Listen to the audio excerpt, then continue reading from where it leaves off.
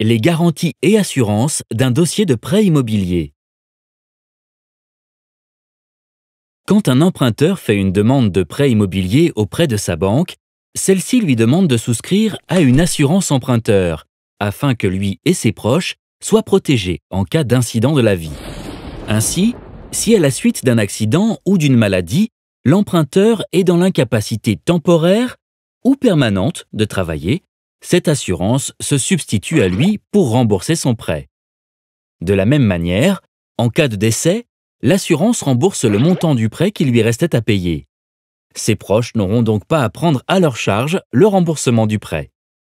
Pour être protégé, l'emprunteur paie une cotisation mensuelle qui dépend du montant du prêt, du nombre de personnes couvertes par l'assurance, par exemple lui et son conjoint, de leur état de santé et du taux de couverture choisi par chaque personne.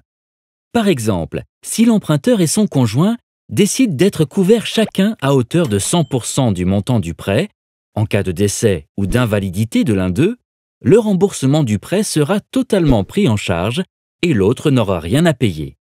En plus de cette assurance, la banque demande une garantie financière à l'emprunteur, cela afin de s'assurer que le prêt qu'elle accorde sera remboursé.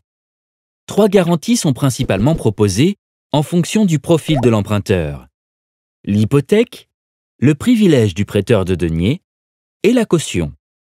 Si la banque prend une hypothèque sur le bien immobilier qui fait l'objet du prêt, cela signifie qu'en cas de défaillance de paiement de l'emprunteur, elle pourra le faire saisir et le vendre afin de se rembourser.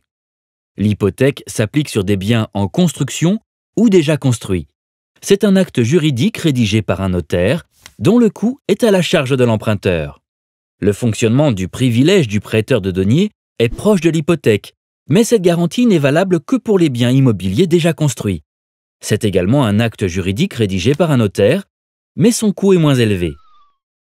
Enfin, la caution signifie qu'en cas de défaillance de paiement de l'emprunteur, la banque fait saisir et vendre le bien pour se rembourser par l'intermédiaire de sa société de cautionnement. Le jour de la signature du prêt, elle facture des frais de caution à l'emprunteur dont le coût est moins élevé que celui de l'hypothèque. Toutes ces garanties et assurances sont fortement conseillées, cela pour protéger l'emprunteur et sa famille.